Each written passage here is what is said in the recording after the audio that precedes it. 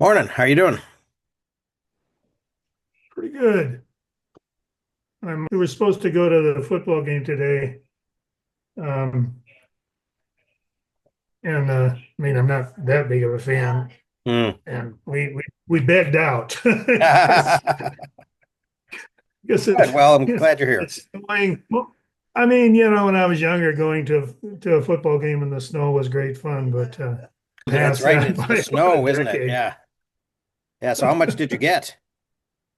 Well, it's still just snowing. We haven't probably only a little over an inch, inch and a half now, but it's supposed to snow all day, so. Wow.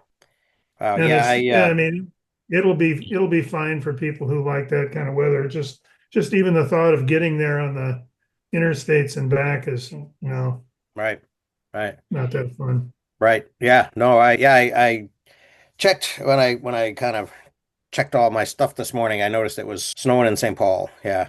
I'm Yeah. out here. It's actually kind of gray in up here in the Central Valley. How is it Oh, down there, really? Chris?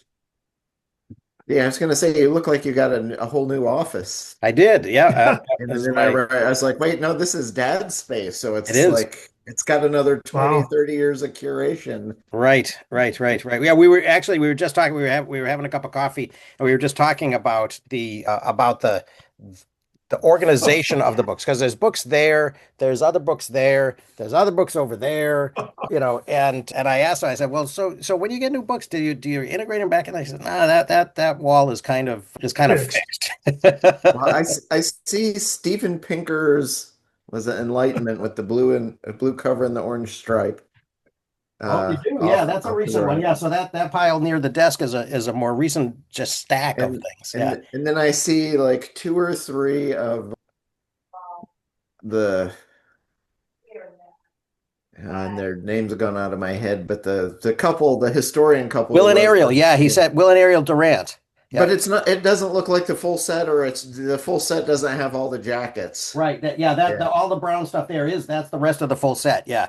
Okay. Yeah, that whole shelf. And actually he said he sort of built the whole thing out around they were some of the first, they were kind of the anchor tenants. Yeah. Yeah, I'm not even sure what I'm going to do with this one.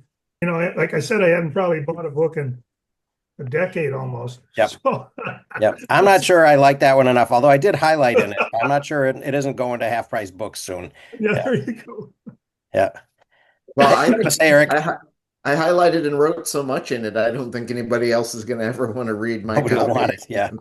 Yeah, I just highlighted it. And actually, it's kind of funny because I started highlighting in yellow in some books. I wasn't thinking of it in the case of that one, but sometimes in books that I think I might want to scan and force my students to read a passage or a chapter from, I only highlight in yellow and I don't write in the margins sometimes because the yellow you can sort of, get out of, you can get Oh, past that in a scan. It doesn't show up as well. So, Yeah. Yeah. yeah. Well, it did have some good like overview kind of historical, like if you wanted to get into this area, this chapter is a Yeah. good quick hit of what to look for, what references to read, where to go. Mhm. In particular, the feminism chapter early on, like for chapter 5 or 6 or something, I thought was a good pricey historical overview. Start here and then go somewhere else. So Right. And the bibliography was of each of them was, each of those articles yeah. or essays was useful. do you have a equipment for scanning, or you do it, quick and dirty? I know you can buy little, some kind of gadget you put up and the book Hmm. lays down here and Actually, I rarely throw things away. So I actually have a little Epson and a flatbed, a USB oh, scanner. And now all I have to do is try to make sure that the C to old-fashioned USB, is pumping enough power. And Yeah, you find so enough it drivers. does matter what device I plug it into, I suppose now. Do you have drivers for it? Or I know Mm. that was a problem with some of what is this thing? The ScanSnap scanners. Apparently the older ones, the drivers never made it forward in OSs. Mm. Yeah. Yeah, I think I haven't But I don't Epson's know pretty that for good. sure, Eric. Actually, I haven't tried them. I just recovered one from I brought a bunch of tech stuff down to The St. down Paul. to the St. Paul apartment from up north last week in a box, and that was the second scanner that I brought down there, and I thought, well, and I've got I've got bags of cables, and Right, right. and, I've got and we've all yeah. got a box of those. Yep. I also brought, yeah, and actually the thing that spurred all of that on was I wanted to bring my 11 by 17 Canon printer down and maybe print some photos. Mm.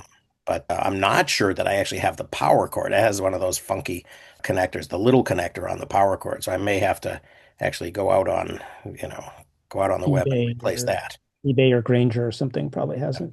Right. Yep. And drivers, just convert your system to Linux and that'll sell. I think the ship has I'm sailed being for me. very flippant.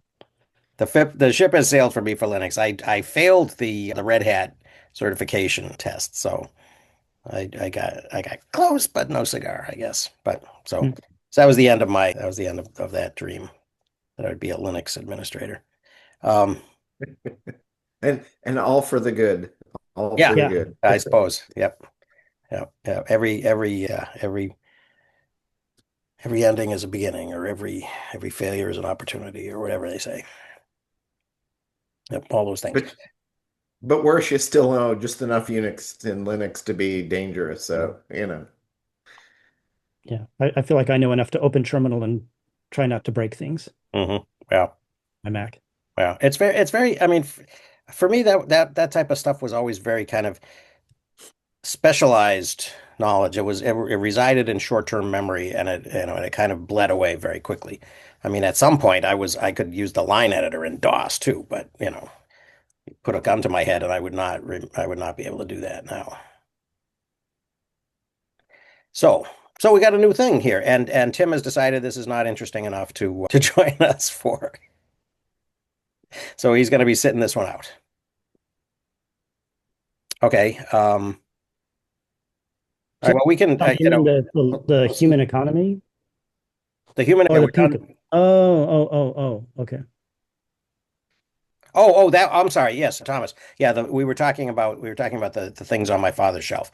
There's a Pinker book over there with the blue, right there with the blue and the orange, and then the set behind me that's partially got the paper slipcovers on it and partially doesn't is Will and Ariel Durant's set. And that was and they were the anchor tenants of the shelf organization scheme. But most importantly, the question is, where does he keep his notes and in what form?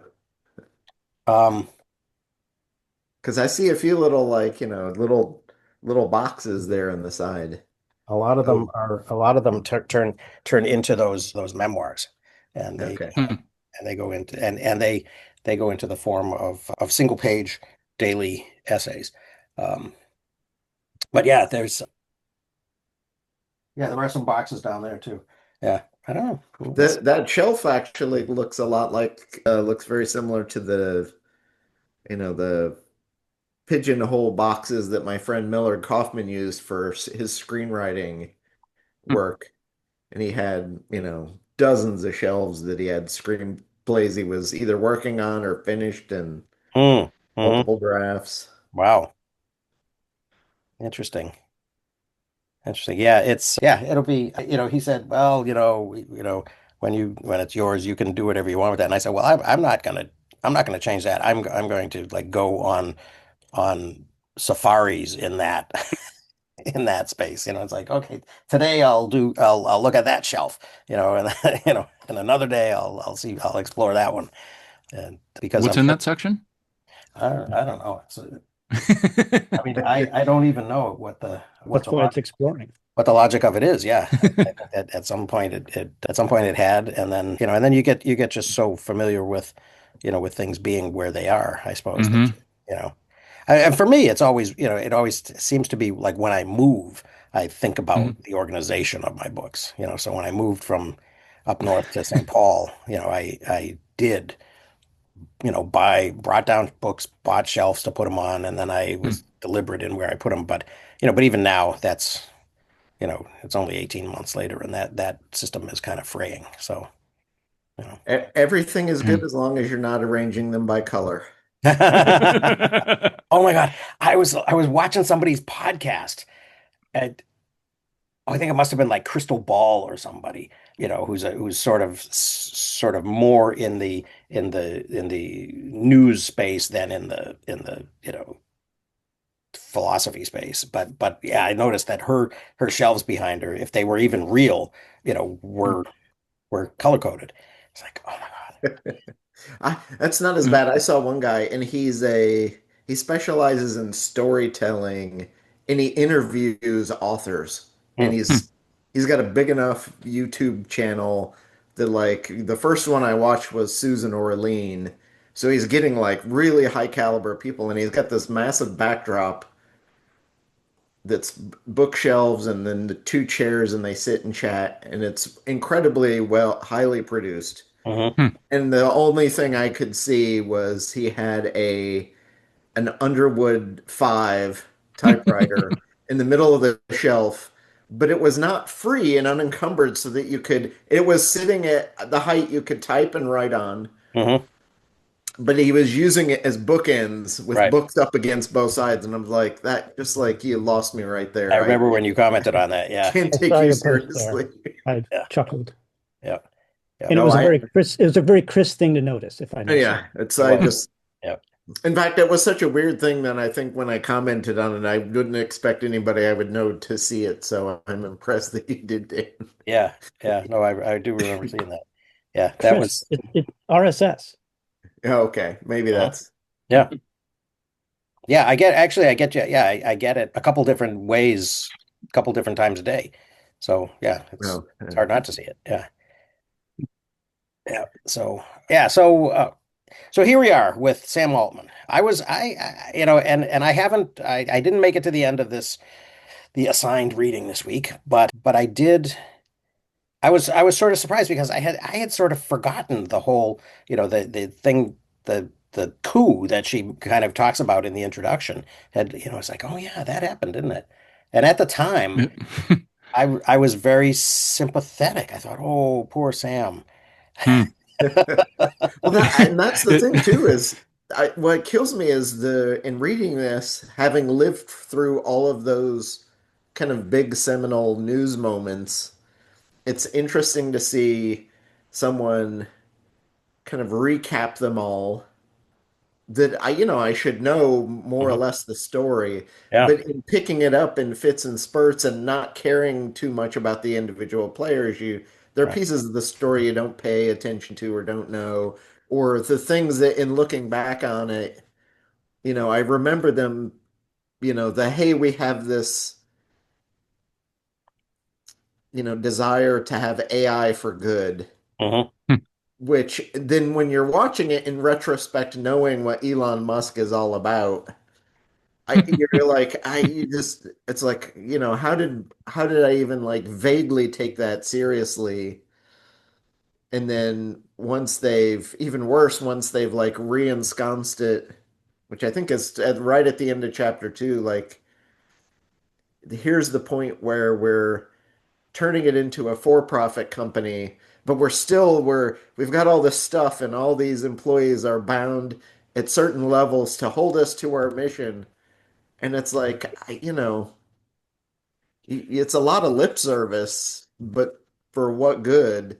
Mhm. Because you can't physically show that at the end of the day, this thing is going to be necessarily a net positive, both for society, but the type of net positive that you envision it being, which I Mhm. think she does a reasonably good job of, like, reminding the reader of what the goal of this enterprise is, Right. and then specifically saying, she's not beating you over the head with the frying pan, but I think she's trying to make it obvious enough at intervals that we're But not. I mean, even looking back and remembering the story, my impression was it's kind of shifted my sense of who the good guys and who the bad Hmm. guys. The book does, or Yeah, I thought, Yeah. was it, how do you pronounce the guy's name? Suskever or whatever? yeah, And close. I mean, he was really the idealistic guy and whatever. And then you come back and I don't know, just the whole story. I mean, it could be about corruption or how Yep. power and greed corrupt you. So, Yeah. I had well, advised a few companies that had gone through Y Combinator before and was working with them before they went through YC and knew of Altman from that perspective and did not trust the sucker. Like, this is just a slimy, because he would like steal ideas from one group, give them to another group that he liked or liked people on that team, Mm-hmm. and then would take people from one project. And by the end of the cohort, he had moved people who he liked onto other teams that he liked. Mm-hmm. yeah, And it was just, there wasn't, it wasn't, he wasn't above board on any of what he was doing. Mm-hmm. right. And when he was booted from OpenAI, I was like, I'm like, they dodged a bullet on this one. And then a few days later, he's I back. thought I'm was just too, like, yeah. crap. Well, I had a there's an business interesting, card of his we from have Loot. kind of an interesting personal connection. Brockman grew up out and went to Grand Forks Red River, and he grew up in Thompson, which is kind of it's a Hmm. little town outside of Grand Forks, and a lot of the doctors it's a has that reputation of where the wealthy and whatever kind of live. But we started talking about it, my wife and I, and she knew this kid. Mm-hmm. He because he's a little older, I mean younger, significantly younger, but he was there he graduated in Red River in Grand Forks in 2007. And she said, yeah, he had this reputation of being this. In fact, I have a link I'll put in, just all around genius. He was in musicals and he was in all this kind of stuff in the high school. And then of course went to UND, and I'm sure very quickly grew far beyond that. And then I forget where he went next, and then dropped out, of course, but kind of a classic AI or classic technology success story, I guess. Mm-hmm. Yeah, it does seem sort of weird. I mean, actually, both sort of in what's happening in the narrative and also maybe what kind of the conversation we're having about it. It reminds me of that again. I will bring it'll be first introduction in no West Wing, but Jimmy Carr saying that happiness is where you are right now minus expectations. So channeling the Stoics. And so what, so I was thinking about that, Chris, when when you were saying knowing now what we know about Elon. So what, kind of what has changed, because he's sort of not the main focus of this thing, but he's sort of appearing in the pages. And I kind of vaguely, well, not even vaguely. I mean, I remember because I used to kind of follow, every time he would do an interview, I would watch it, in the same way that I'd watch like Chamath or somebody like that. But I do remember him talking about, kind of AI as this existential threat. And were you saying that your perception of what he was about when he was doing that has changed over time? No, what's weird with me about Elon, and I played around in technology spaces enough at that time to have known and seen the kind of shuffling, and I think it probably goes back to I had done a fair amount of work with John Davis's own kind of angel investing. And for context, his father, Marvin Davis, was an oil wildcatter in, Hmm. Colorado and Texas, multi-billionaire. Hmm. And I think in the early 2000s, you know, he was worth somewhere in the range of 5 billion. And he That was real money then. owned and ran 20th Century Fox and sold it to Rupert Murdoch. Mm. And so in his office, if you remember the movie Die Hard, his office, he had two floors on the two highest full square footage floors in what is Nakatomi Tower. Mm. And then there were maybe three or four floors above that, including one where Ronald Reagan had his offices. Um, and I think he bought and sold that building about 5 different times. His son, John, was a movie producer who had done like um, Predator and a handful of other, but had become a big producer, a tentpole producer at Fox.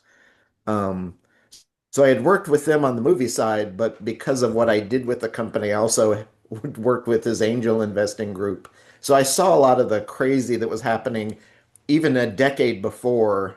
And I was actually standing next to John when the bubble burst in the early 2000s Mm. with the internet bubble. And he literally, it was the first day of shooting on, um, God, it was a horrible uh, little thing with Sigourney Weaver and Jennifer Love Hewitt. Mm. It's like a 2.5 hour romantic comedy that had no business being made. But he'd spent 10 years in development on this movie. And that morning, he had been delivered a check for, I don't know, like $1 million as the first payment of his producing fee. Mm.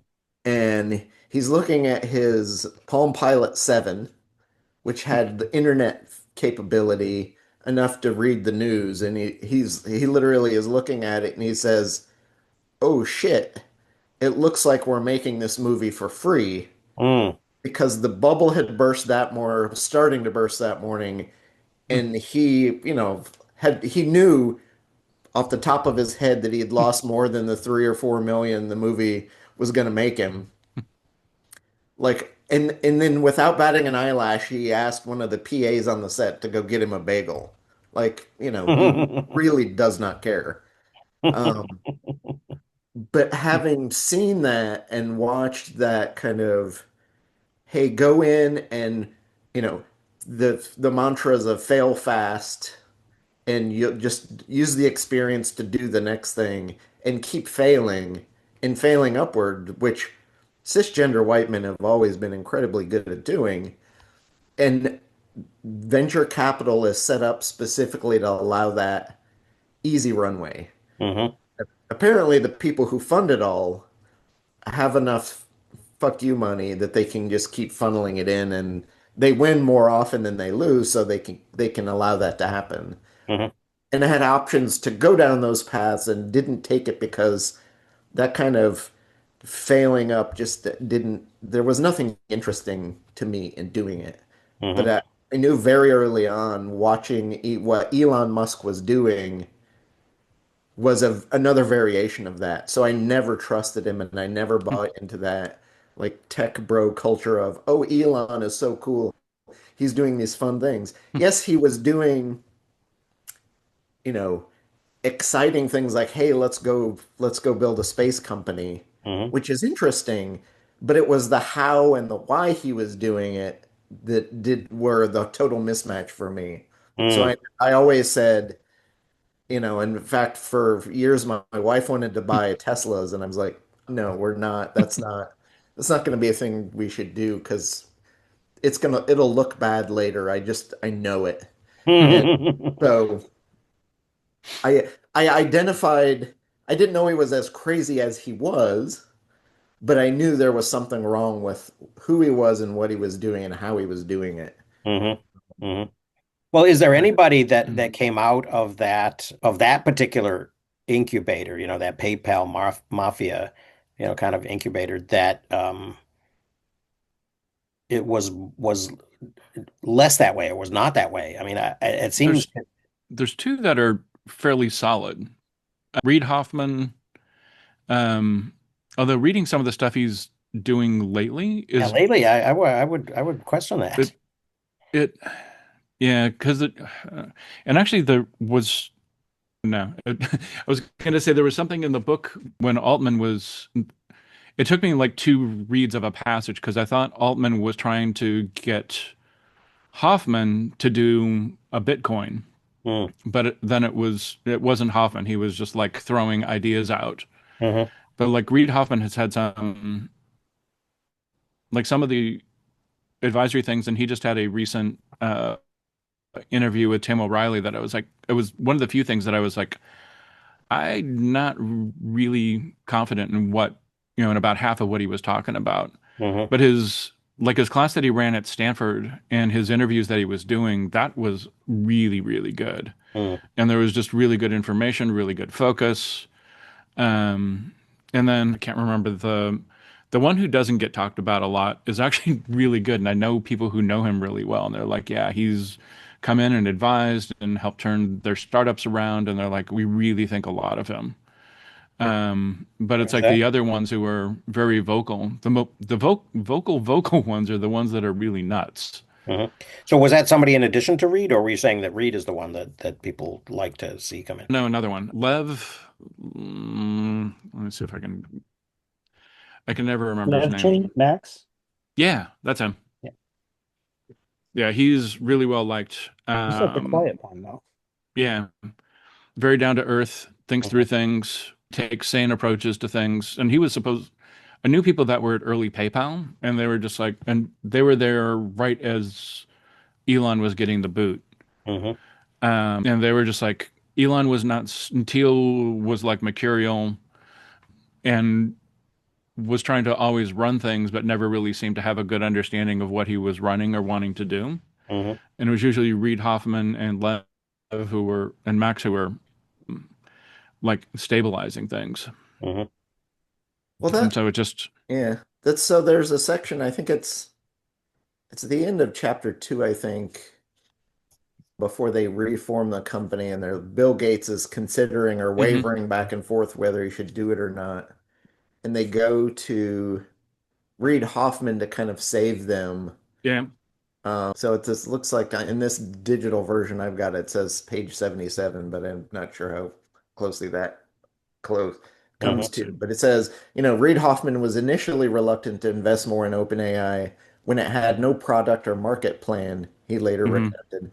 But he Mhm. ultimately agreed to co-lead the round after Altman told him it would help legitimize the seriousness of OpenAI's intention to develop a profitable business. So yep, they're talking people investing. The initial investments were 60 million, 50 million, 10 million.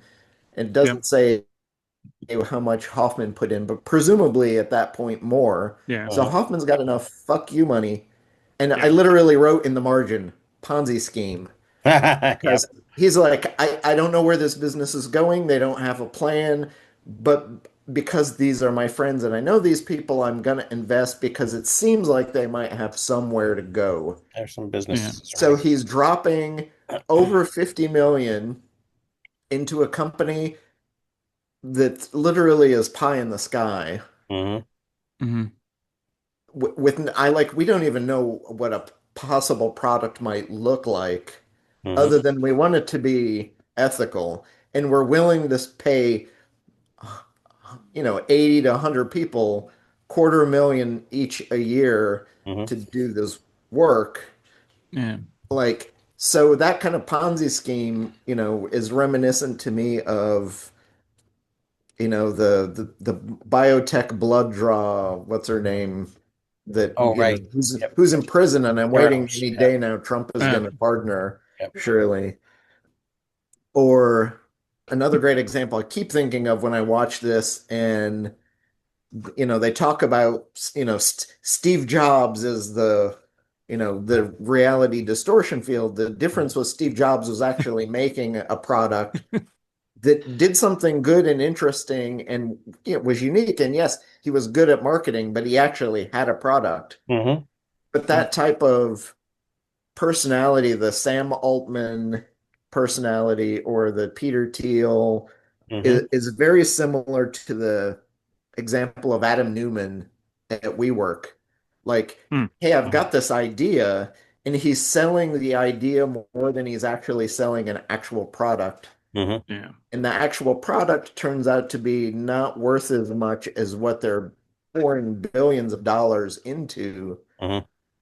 And then at the end, he's at least, I don't know, as the smart guy, he at least had in the background, this is a real estate play. And when I'm kicked out, I'm going to take all the real estate with me, Mhm. which is the actual value, Yeah. and then live off of that. Right. But as a company that's left, it's, and I know no one talking about WeWork I haven't at heard all, the name for years. Yeah. and I don't think it may still be on one building in the nearby LA area, but I think it's more a question of it's more expensive to take the name down off the building than anything else. But Yep. that documentary was about him building up and doing this company is very indicative of what a lot of these people are doing. Mhm. And I watched that tech space close What's a enough vibe? that when they mentioned looped, I knew what looped was Mhm. and what it did and roughly how it worked. And it was like, Yeah, all it was a these copy of. rose colored glasses, ideas Mhm. are great in technology, but they are stumbling over themselves to make multiple millions of dollars without any reference to the damage and harm and issues that it causes. Mhm. Um, Yeah, Well, and and that also Looped to was. that's what kills me through the whole book so far is Yeah, just this, you know, we're saying we're out to do good, but really at the end of the day, never caring about where the rubber actually meets the road to do that good they're paying lip service to. Mhm. yeah. With Looped, it was just a direct copy of Dodgeball, Yeah. which was with just prettier design on it. And the Dodgeball folks knew the problems around it and had a whole bunch of things to counteract it. And then after they sold to Google, and then Google had shut it down, they took their money and then built Foursquare and realized that the real value in this wasn't the human data, but it was the business data and the property data. And it is now the best database anywhere, and it's now open sourced. They're like, we've made a ton of money. We're just opening it, and they still have a check-in service. They split that out, and it's Swarm. They sort of changed the model for access to data, and there's a light set that's fully open, which is really robust, and then they have a deeper version Mhm. that you can purchase from Foursquare. But they're like, that's how they got out of dealing with the personal tracking issues. And somewhere in one of my boxes in a long business card box, when I'd go to conferences, would meet with folks and pick up business cards. And I've got Altman's looped business card in there somewhere because I've got a picture of one of the long sleeves of boxes. And I'm like, the card is sticking out. And there's only two companies that I had talked to that had those colors. And the other one is sticking out as well. It's a Dutch company, Hmm. I think Wakupa. Hmm. And that one I think is still around. Yeah, I remember Wakupa and I had it on an old machine at some point, but I don't. It's been ages. Like holy, it's like I hearing these old names. I'm like, oh yeah, I remember that company, Walk down and memory Yeah. now lane. and most of them now no longer. And they were hundreds of millions and big open. Like let's make tons of money, and Yeah. now you don't. Nobody has heard of them or knows what they are Mhm. Yeah. Rolled or up who some half those people Y were. Combinator, how does Y Combinator work? Do you apply? Do they Yeah. select? You get money coming in and then they get You a piece so depending you on apply whatever you results apply are. going in with your concept, and then you go through a interview process of founders and core people. And most of the startups that go through are really early stage, so they're like 3 to 8 people or so. It's essentially a team size. Then you go through. If you get selected, you essentially your whole life is Y Combinator for I think it's 2 months, So do they and pretty provide much guidance or what's that? do, well, the reason I'm interested in this kind of stuff is I have a daughter who's has a startup and she goes through giving pitches and all this kind of stuff Hmm. so Yep. and it's a version of that, I guess. So I mean, Y Combinator, of course, has a big name, and I'm just Yep. curious as to how they work. Well, it's Yeah. the thing What is they they built a bigger brand around Y Combinator as a thing, and mhm. because the first couple classes were so successful, Yep.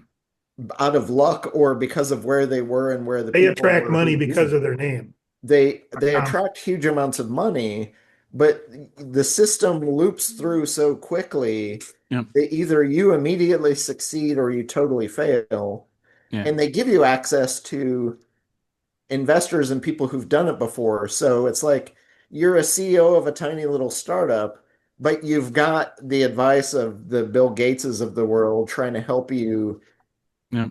very quickly ramp this thing up. But if you're Paul Graham or Sam Altman, it gives you a massive Rolodex pretty quickly Yeah. of startups because they're all flocking to you to get the money.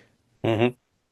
And Well, that's the thing as an outsider about this whole field that I find astounding. It's like, how does a stupid idea, what seems to me to be stupid, attract so much money, and then it maybe Yeah. develops that maybe they pivot, whatever. Well, yeah, and it's Just always unclear, the, right? Isn't it, that whether there's right. actual value there, or whether it's the, Yeah, being part of the club and being adjacent to these other names, and having right. them kind of Yeah. vouch, it's like Mhm. friends of ours, like in Donnie Yeah. Brasco, right? Yeah. Yeah, once you've gone through, so going through the Y Combinator process, it's essentially everybody lives in the same house and you're Oh, in the YC offices a lot. And the YC space looks like your high school cafeteria. Almost a reality Because show. I had a meeting with one of the founders in there because he actually started a robotics company as in a sort of shack that was off the side of it, where it was essentially a Segway with something sort of similar to an iPad on it. Mm. Um, and you could control it and move it around a conference or do different things. And I interviewed him One on of the stage for, telerobotics Mhm. things. yeah. Isn't that kind of, yeah? I mean, and isn't that model kind of what, like, Jason Calacanis is taking to, yes, exactly. to the That's how it Emirates is. or Saudi Arabia or Asia or something? Yeah. It's, Well, it's yeah, almost as Trevor, if, having watched Hollywood for years, Hollywood hops, skips, and jumps from one group of super rich people to the next to invest mhm, in the thing. So you have in the 80s, it was, if you look at the investment vehicles that were funding most of Hollywood, especially the low indie movies to the mid and high stuff, it was groups of investors of doctors and dentists who had extra money. Hmm. And you would see companies like Silver Screen Partners 4 is the, entity for the movie. Hmm. And it's really like 50 dentists who had That's so Get Shorty. like extra cash and let's make a movie. Yeah. And then it becomes the German newer market is flush with cash, so they dump it in. You Hmm. see people like Ely Samaha, who ostensibly was running, gun money through the Middle East. I've got some extra money. I need to park it and invest it. So, oh, let's start up a So it's Hollywood laundering as entity. well. So you're laundering it, but they're taking who's got stupid money right now and let's do it. Hmm.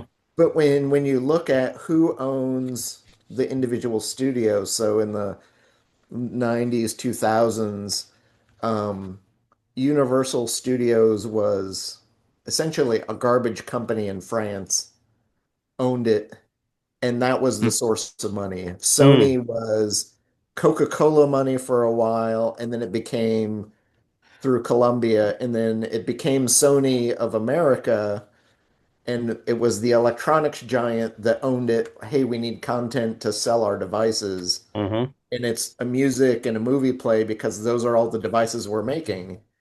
Um, Paramount was Gulf Western for a Hmm. long time, and then became Sumner Redstone's entertainment multi-conglomerate. And I'm curious to see what Sundance does with that next.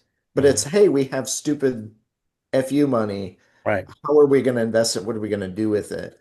Well, Uh, but there was, and it was viable, right? Because it was almost foolproof that if you made a movie, you were going to get your yeah. money back out. Well, usually you didn't because the way the structure and the finance deals work, it's some of it is the churn that, keeps cash flow moving. Right. But most studios, they may have one or two hits a year, but those couple of hits are paying the tab for all the failures. Okay. So you need new money always coming in to keep the system moving, Hmm. which is one of the things when we look at things like donut economics, what's actually fueling this stuff? We need enough suckers with FU money that are willing to waste it because there's no real other than cash flow, there's no real massive. You're not going to, as a studio, there's enough competition. You're not going to have all 15 hits for the year. It's Hmm. rarely going to happen. And even if you could, guess what it is and you have taste, Hmm. which not many people in Hollywood have any taste, or even, somebody like a Jerry Bruckheimer is very good at identifying this is going to be an interesting thing for the masses. Mhm.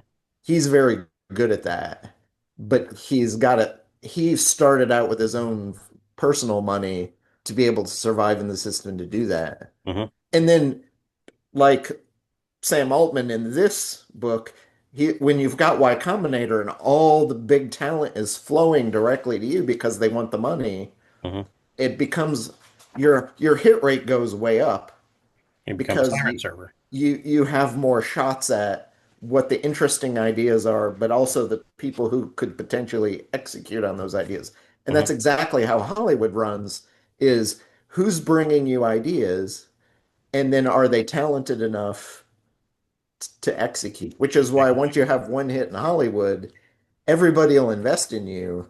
Mhm. But if you have three flops in a row, suddenly you're just done.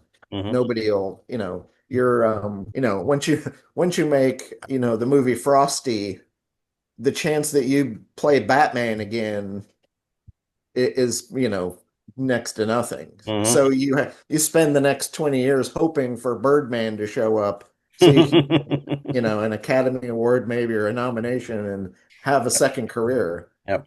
That's But yeah, I think it was his Frosty the Snowman movie and Multiplicity is back to back, like Mm. kills his career. Right. Right. Well, okay, so we've got this type of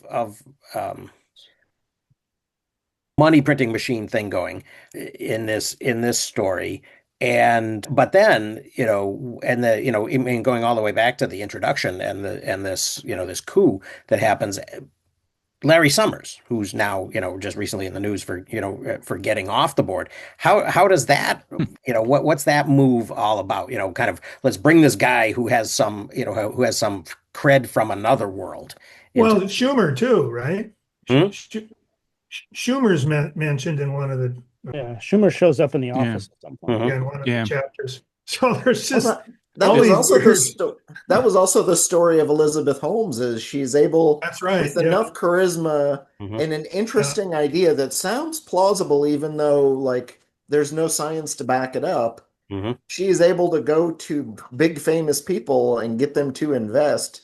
Mhm. And you'll notice most of them are kind of older, half senile people who have money and clout and influence, but who know nothing about the biotech space. A pitch that works particularly well for boomers. So it's, hey, can you sell a story? And I used to be that person. I could sell the story Mhm. and kind of half lie my way through, crazy pants Well, to that's get but to the. this telling the story. That's exactly the way the author describes Altman. His real skill level is, I mean, she compares him to the reality distortion field that Jobs supposedly has. But you're right, he at least had products. Mhm. Yeah. Well, that's the So- thing she underlines too, is that he is actively telling lies along the way to get to the thing. Yeah. Mhm. And But it- when you compare it with what's happening in politics, especially on the far right, where it's like we don't need truth, we can make up our own truth. And as Oh, long as we indeed. can tell a story and make people scared, they'll vote for us. Mhm. And then but then you have to deliver on the goods, which it appears in the last month or so that the administration is not delivering on any of the goods. They don't have the product, Right. and then you're going to fail. The question is, how do you keep that loop going and continue failing your way up? and Somebody's going to hold you to account sooner or later. the difference between Go ahead. Yeah, the difference between Altman and Jobs is Jobs was consistent. He had a reality distortion field, and I grew up in Northern California, and he was always on the news when I was a kid. Mhm. And it was like early Apple and before Mac was out.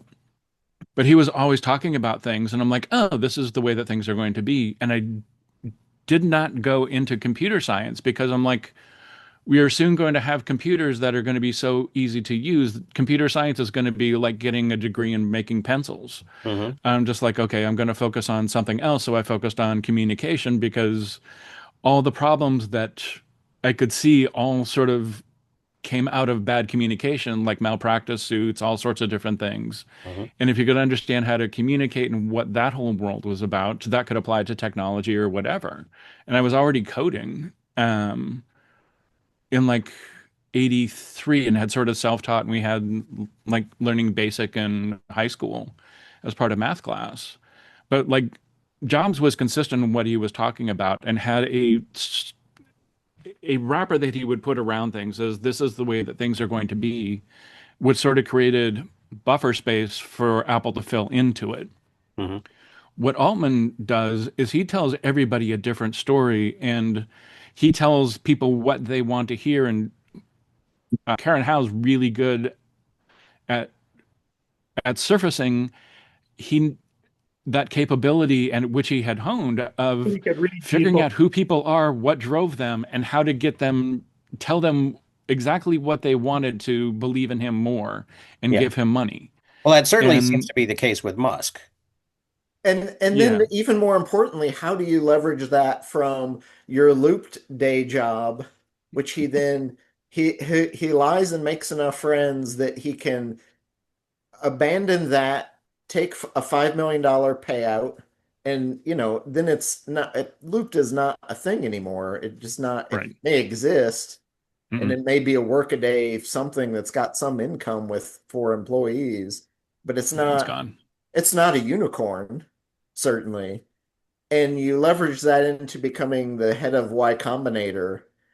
And then I think it's towards the end of chapter 2, essentially, he's screwed up enough stuff and isn't actively working on Y Combinator while he's building this other company that he's able to translate within a week and a half a seemingly seamless transition of, Yeah. oh, so now I'm at this thing. So what we need to watch for now is what is he actually doing now that's not OpenAI that's translating him to the next Oh, what's his thing? next level? Yeah. Yeah, And but Well, he wanted to be you'll governor, and then it was suggested that maybe he was presidential material.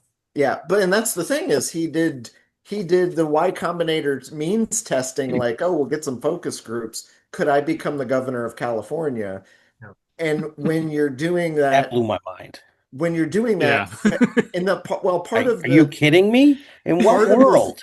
part of the thing for how all these companies start, the first thing they tell you to do is put up a website and say, here's the promise that we're gonna deliver on, Mhm. and get emails as a trap. Right. And if you can't get 5,000 emails from people within a couple of weeks, your business obviously is not going to have enough people who are interested in spending money on it that it's a viable thing. So just shut it down because you couldn't get enough emails in the first trap, which is really what his means testing for his gubernatorial potential run is. Mhm. We'll do some tests, and if I can't get enough marketability from these test groups, then it's not worth trying. And Mhm. I need to find something else. So the question is, what is the something else that Sam Altman is working on right Right. now? Right. When that first appeared in that, in that part of the story about, the employee, the OpenAI employees are speculating, what's going on here? Oh, Sam's going to run for president. It's like, what filter bubble are you living in? Yeah. Yeah. Well, but that's the thing is but you need a really massive reality distortion field You do.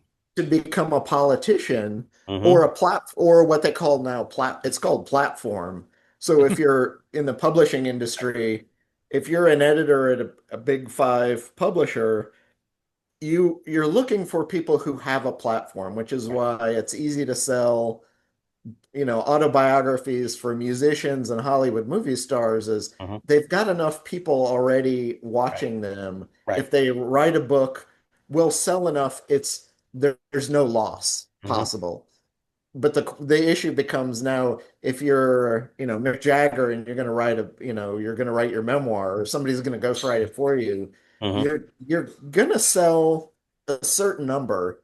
Right. And so the question is when you pitch it to the big publishers, how much will they write a check for you Hmm. against what they know it's going to probably sell Hmm. so that you don't overpay Mick Jagger and you still leave some profit for yourself. Hmm. But there's enough competition amongst the thousands of imprints, that the margin for that, you'll sell, but the margin of profit is going to be fairly low even at the end of the day. Hmm. So Yeah. it's it's a tough, that market setup is a tough sell everywhere, but it's the same thing even in the tech space is, how much can you get out of it? Or are you just looping things around until you get the stupid payout of $1 billion, and then Hmm. you can retire and who cares about the rest? Right. Well, and if you think about it, it's a tale as old as time in a way too, right? Because think of all the times that Ronald Reagan tried to run for president before it actually caught, you Mhm. know. I mean, he had been Yeah. doing that from the mid 60s. And it was a joke. I mean, I remember it was unbelievable. I mean, it was, before it was unbelievable that, that Trump could possibly be elected. It was, for me, it was unbelievable in 1980 that Ronald Reagan could be elected. I remember Yeah. that feeling of kind of Hmm. disbelief in Well, the and world that that I was was living in. the general story for George Bush being as vice president and becoming president after, was he spent all of his time as vice president not really doing things, but it was asking people for things or encountering them and then writing thank you notes to build the capital amongst a level of people who would then support you when you ran for president. He was developing his email list. Yeah. So can you develop a mailing list or an email list Yep. or whatever Yep. to leverage into something? But at the end of the day, the product you're usually selling is going to sell as well as anything else if you can even keep the company going. So most of these tech companies from 10 or 15 years ago, a lot of them are still around, but they're tiny companies making a couple 100,000 a year and supporting 4 or 5 people. And that's all they're good for. And they have some kind of product or service that somebody needs, but not everybody they're not going to hit the mass scale that the millions still need them.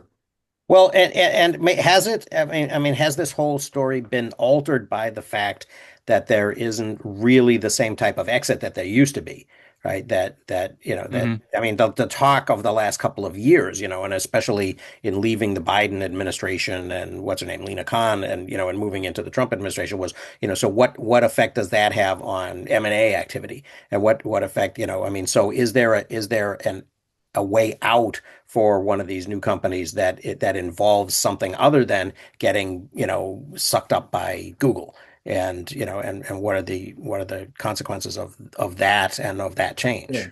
Well, when you think about it too in broader historical terms,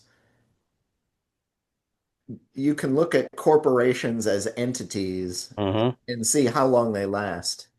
Hmm. IBM now has been around for just shy of a century, but how many companies can stick with it and be around for even 100 years? There's a handful of liquor companies maybe that go over 100, you know, Hmm.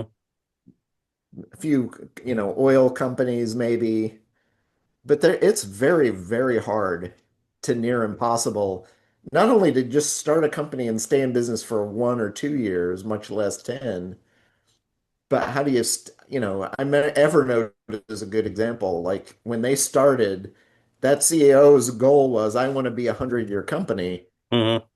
And, we're not even 20 years and they're, he's out and they're floundering, Hmm. you know. Yeah. So how do you do that? And can you get into a business like AI? And is AI the thing that's going to still be around 100 years from now, Mhm. or some variation of it that you're Well, still? and to go back to our we were the side chat thing about Palm, right? U.S. Robotics. Mhm. In its day, was they were the modem company, and then all of a sudden they had this thing that kind of took off, and I remember, yeah, I mean, I kind of remember that. I remember that, that Mhm. And Or they it's were kind of almost a local company to me because they were in Chicago. or it's how do Hmm. you pivot? Because I remember a year ago as I was doing some research, there was I don't think this one is a Macy Company cabinet, Hmm. but I have a box that was made by Shaw and Walker, and they made filing cabinets in the Midwest in the late 1800s, early 1900s. Hmm. And Shaw started a magazine called System Magazine that was built around the filing system that helped to sell their filing cabinets. And that company sold in the late 20s, probably because of, the the stock market crash, to a publishing company that kept it for 50 or 60 years. And they changed names and it became a broader based business magazine. And that business magazine was ultimately sold to a guy named Michael Bloomberg. Hmm. And so we now know this 100-year-old filing cabinet business circular became a Hmm. business magazine Oh, and is now better known as Bloomberg Business News. wow.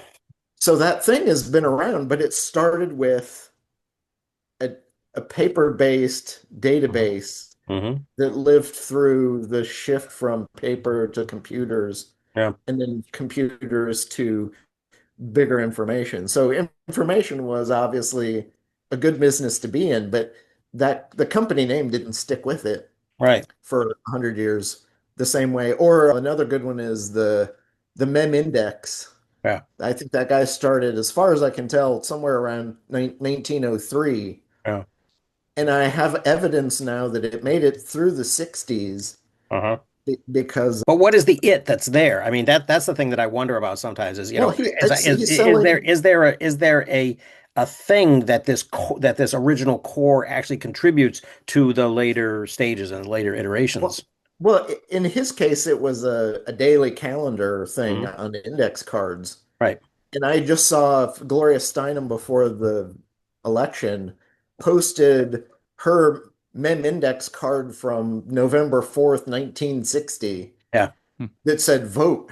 And Yeah. it was like, okay, so this thing made it to the 60s. And then the Hmm. company, I think, as the guy got older, he sold it to another stationary concern. Right. But we also saw the Let's company from our notebook Hmm. thing started Hmm. in the what 17 1800s and did calendars and planners, and I think still today you can buy a Let's Yep. calendar, Right. Well, so but yeah. I mean, I remember when I was it's such a when workaday thing. right. When I was running around, Springfield, Massachusetts selling mutual funds. I mean, in 1983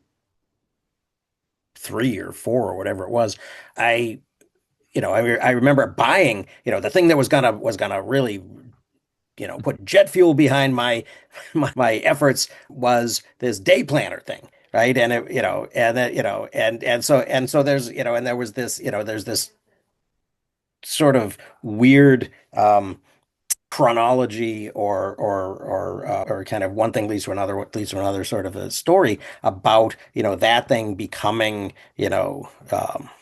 ultimately things like the Franklin Planner and then the merger with Covey and all of that.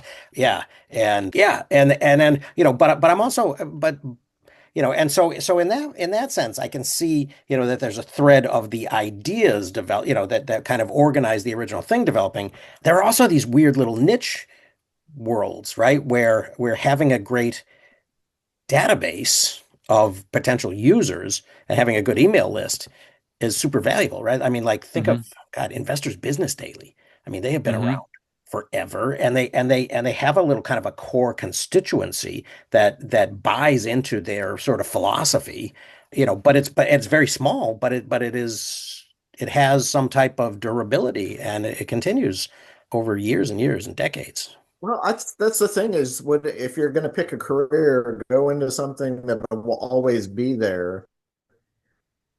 Yeah, You Scott know. Shepherd, right? So I That was his original remember, as goal. people are always going to be sick, people are always going to want a doctor, or you could go into trash collecting because there's always going to be trash, Hmm. or if you're dentistry, people are always going to want to have teeth drilled and Hmm.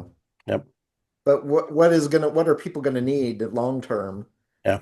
You know, plumbers, electricians. Hmm. But Well, the thing is that a lot of those things don't scale beyond the individual single person practice which brings us unless back you're to AI. gonna unless you're gonna go into like industrial healthcare Hmm.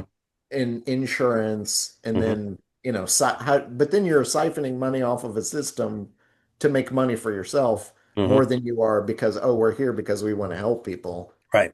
And that's what I think AI is. It's kind of like, oh, we're here for ethical, open AI is here for ethical AI, but really they're just going to siphon off things, and they're going to become the new, insurance industry, healthcare Hmm. insurance. Hmm. Yes, you're helping, but are you really helping? Yeah. Right. Well, and that was, it is kind of interesting because I was talking to my parents, as we were drinking coffee this morning, and and my girlfriend is a special ed teacher in Hmm. 10th grade English classes, right? So Hmm. she teaches in two 10th grade English classes, and then she has a couple of sections or a couple of special ed sections of her own each day. But we were talking about AI, and we were talking about sort of AI disintermediating jobs, in the future, at a very kind of basic level, and it strikes me that the implement one of the things that she's been complaining about is that they're using in the 10th grade English class, they're using this thing called, I think it's called Common Lit, this curriculum that it was developed by this young woman, EDD or PhD from Harvard, no teaching experience, of course, who Hmm. who kind of built this whole structure, and they have to implement it, with fidelity. She uses the word fidelity all the time. It has to be implemented with fidelity in the way that it was designed, and all of this stuff. And there are some interesting things in it. They read Fahrenheit 451, and then they did a kind of a set of like 7 or 10 short science fiction stories, old science fiction stories like Ray Bradbury and stuff. But but the thing that strikes me, a long story to get to the point, sorry, is that AI could probably replace the woman at Harvard who developed the thing. That would be kind of easy to disintermediate or to disrupt. It would be super hard though to replace the special ed teacher on the ground at Shakopee High School, actually interacting with the special ed students and their parents, and maybe the writing of the IEPs could be automated by AI. But how are you going to implement? I mean, that's the picking up of the garbage out of the pails and throwing it in the back of the truck. How do you yeah, how do you do that? I think that's that but the problem is that they are, that teachers now at kind of that level are so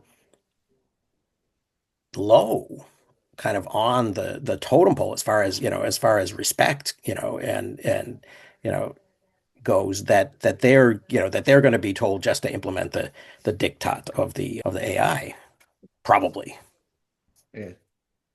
Well, Yeah. your Question. your question there, Mark, is a good one too, especially this week when Hmm. we've now thrown nurses and They're not architects and professionals. Yeah. Trump you says. know. Yep. I didn't know that. I didn't know the amount you could borrow was Yeah. related to whether what you're interested in. Right. That's what the news folks are Hmm. explaining it as. So, Yep. Hmm. well, yeah, I always thought, yeah, okay, so you go to Harvard, get an education degree. Who would do that? I Right. mean, so you're Yeah. going to come out of there with a $150,000 debt and teach somewhere for 60,000 a year or whatever. That's the But thing the though, goal is is you not to don't. teach for 60,000 a year. It's to be a dean or an administrator or a Well, yes, provost, right, of someplace for education. 250,000 a year. Yeah, Yeah, that's what you do it for. It's yeah, you I know, know. or if you think about the number of engineering professors entering the professoriate now, there's only about three schools those engineering professors are coming from with PhDs, and Hmm. then generally it's going to tend to be Caltech and MIT Right. generally. So if you see a new engineering professor, even at a third tier not even close to an R1 school. Like, Hmm.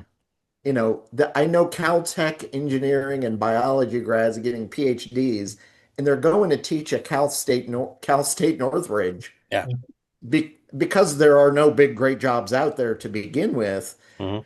But even if you're Cal State Northridge, small little regional school that really nobody's dying to go there unless they Yeah. can't get in anywhere else. Yep. And it's a very good school, let's be honest. But those same people applying to that job as a professor there are also applying and hoping to get a spot at Yale. Mhm. And when they can't get the Yale spot, they have to take a job somewhere. Yeah. So you either go into the tech business in hopes of being at the next OpenAI, or you've become, usually you've been spending so long trying to become a professor somewhere, the alt academic job is not of any interest to you at all. So you go to the place you can get the Well, job. that is an issue I, dealt with. Like you work with students at the PhD level, and you start thinking, okay, so I'm lucky I got out in time that my students who wanted to be professors found a job somewhere. Mhm. Most of them didn't have aspirations for high-end research R1 institutions. Most of them, it's funny. Most Yeah. of them were interested in the lifestyle, and they wanted to be professors. They wanted to be teachers, maybe do a little research, but that was their goal. Right. So I thought, okay, that's what you're going to get working with me. Those kinds of jobs. Well, and that was the thing that I thought, oh man, all of them at least made it. I didn't sell anybody something that Oh, they good. weren't able to actually turn into a job. Oh, Yeah. come I was on, you very could have I was very totally been the critical of Sam the guys Altman at of the. UMass. Just pumping up. Well, because it's like what UMass. I mean, and they were all from Madison or Berkeley or Harvard or wherever, right? Chapel Hill, and so that and they had gotten jobs at UMass, but where did they imagine they were sending UMass PhDs, and why did they want to crank out a dozen or more a year? It's like Well, what if you look, I think it's a zero-sum game. in the last 2 months, Harvard just cut Mhm. either entirely programs that were not taking PhD students in these areas anymore, or Right. they cut them all in half, especially in the humanities. Mhm. And they only cut them in half because Harvard has enough endowment we can afford to suck up a $300 million hit, which I think Mhm. was the number I read, to bring all these people in, support them for the 4 or 5 years they need support for. Right. But when Harvard is having trouble making those decisions and everyone else is cut way, way back, like It's sobering to think of, and it relates really well to this AI issue now. Mhm. I mean, for you to be successful, you need grad students. I mean, really, and so what do you tell them? Right. What do you do to attract them? Mhm. And at some point, they got to live, they got to survive, they got to get jobs, Mhm. and that system is just. I don't know how it's going to work. It looks like it's just falling apart. And then AI now, you think about where all the money is going. So much of it is getting sucked out of higher ed besides. That's, Yeah. I mean, I Mhm. put Yeah. something on our little obsidian thing about it. Just when I think about this, it's like, man, this is going to ruin higher ed too. Where's all the grant money going to go? And so much in the book, in fact, is to me, it's this promise. Don't worry about it. We'll get this to a level that'll fix all these other problems. Mhm. You don't need to worry about you don't need to worry about the environmental research because we'll figure it out once we get the AI to tell us what to do. Or we don't need to worry about this problem, in medicine and healthcare. We don't need to split, when AI gets to this level, then it's going to increase the productivity of research Right. such that, and they're selling When this AI idea. tells us what's Two happening in the ideas climate. that they're selling. What's One is that it's the AI will same solve. it's the same promise. Other is we have to keep doing it because China's doing it. Those are the two Mhm. drive. Well, that's Yeah. been the excuse, right? We gotta do these. Okay, thanks, Eric. Well, that See you next was time. to the promise of things like Uber and Lyft is we're gonna create the system that will fix a small immediate problem now of people driving somewhere, but do it more efficiently. So you don't need to own a car and have it sit there unused 98% of the day. But eventually, where they actually made money was the bigger promise of, while we're doing this, we're going to research and fund and deal with self-driving cars so that you don't need to drive anymore. Hmm. Because these And folks that- are going to run out of people who drive But for Lyft for virtually nothing. It's been a Mhm. decade and we have not, Not there we're yet, still no. not super close to that as a payout. Hmm.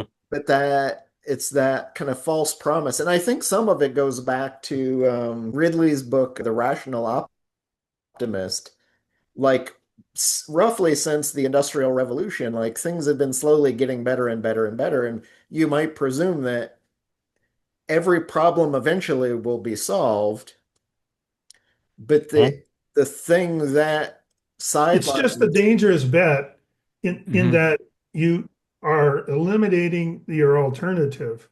If you Mhm. don't have people going into higher ed who can do research because this is going to happen, because that's what they don't have money. There's no money or less and less money feeding into this research system.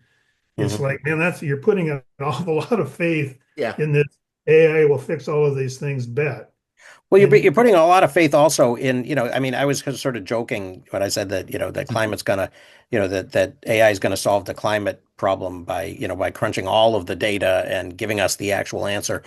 But it's like, I guess we've eliminated the concept of the potential of garbage in, garbage out, and of the yeah. of the actual capability of humans to judge Right. what's garbage Mhm. and what's not, which I think is a leg up that we do have on automation at this point. Yeah. Well, Because what yeah, happens potential if they, limitation too, in the way AI has been developed. You don't just feed in the good stuff. That's one of the messages in the book. You're feeding in all anything, garbage, Yeah. Mhm. whatever, throw it all in there. And to me, I mean, it's you have these competing requirements. One is lots of data and that's going to be necessary. But on the other hand, if you throw in, a lot of not good data, then to develop the system, it's almost like there's an impossible thing playing out right in front of us, Mhm. and it's not logical anymore. Yeah. I Well, don't and see the it's kind of logic funny in what's because I've been happening. writing, this week I actually, we're getting to the end of the semester. So my students have been saying, I need a rubric for my term paper. It's like, I hate rubrics, but I did give them, a bullet list of like 6 suggestions. And the first one dealt with AI, because it's sort of like, I mean, it's inevitable that they know it's out there and they go to it and they look at it and stuff. And so I think that and I don't interact. I only go on campus like one day a week now, so I don't interact as much as I did last academic year with the other instructors at the college. But they were very worked up about, my student. I'm trying to use, all of these, and it went down a bad path, right? Because they were using super super nasty surveillance apps to try to police AI usage, which just kind of went to that dystopian place like immediately. But even so, it's like, okay, let's accept the fact that this thing exists out there, you know, but I mean, let's do the history, right? Let's contextualize it. There was Wikipedia and Google searches before OpenAI and Grok and these things hit the scene. And before that, there were encyclopedias, right? Up on the top shelf there. And you didn't go to those and copy out the encyclopedia article on, Henry VIII and turn it in as your report, right? there You went was there to also find, before to that, verify the years of his birth and death or whatever, and the broad strokes. And you certainly went there, right? If you were going to write a paper on Henry VIII, you certainly went there and knew that stuff before you went further and went to some actual secondary sources or, God forbid, primary sources and found a new angle or an interesting angle. But you had to know that basic stuff. And this is just another way of getting to that basic stuff. but it's not the end of the journey. But before that, there was the fraternity who had the filing cabinet of all the past exams and papers. Always that back to the you file draw. cabinet, isn't it? Mhm. And that was the original cisgender white guy of like failing upwards is Mhm. you steal Yeah. somebody else's work, turn it Right. into your Right. own, and you get the degree and you move on to the next thing. Right. But the problem is Why it's called a when you get Peter. out into the workplace and you actually have to solve a problem, like Yeah. you have only robbed yourself. Oh, Um, absolutely. Yeah. I will mention too for I will be coming up on 20 years of taking math classes at UCLA this Hmm. coming year. And Wow. the professor who's been teaching most of them uh, has been doing it now. This is his 53rd year. Wow. And he came in this semester and we've talked about AI before, and usually AI and math is just miserably bad. And it's starting to get at least passably better. And generally he will a lot, most of the students we're not taking it for the grade. You don't take Hilbert spaces because you need it. It's a What's this going to look fun, like on my resume? yeah, you're doing it to learn the thing and learn the space and keep your head active. Mhm. Um, I probably half the classes either pass, fail, or no grade at all, or whatever. Although some people, their companies are paying for the class, They want to and see as it. a result, the company wants to see you get a B or better. So, That's interesting. What job do you have where you get to go where they'll pay for your class in Hilbert space? well, the defense contracting space in Southern California is All big right. enough that, Yeah, there's 20 people in the class. sure. Um, but he comes in and he's like, AI is at a place big enough now that most of the questions that I could ask on an exam, and it's usually a take-home exam, you take it home, you work on it for a week or two, and you hand in, it's usually some true false and then a handful of theorem proof types of problems, or Hmm. at this level anyway. Um, but he's like, I can hand it out and you can do it. He's like, but all of it's AIable now with a reasonable degree that you can, you'll find all these theorems and proofs of. He's like, I'm not giving you a theoretical thing that has never been solved before in hopes that you might solve it and be the next Carl Friedrich Gauss. It's just that's not what he's doing. Hmm. Um, but if you ask an AI enough, he actually offered it as an option. He's like, should I just not do it this year? And most everybody were Hmm. like, no, we're not going to use AI. We want to do it for the exercise of Hmm. the practice of doing, which is why we're here, All right. um, to work out the puzzle. And maybe if we don't get the puzzle and we don't get the answers, that's okay. That's part of failing to figure out what the thing is. Hmm. Um, but it was interesting that he offered that as an option, Yeah. Hmm. like just to not have anything.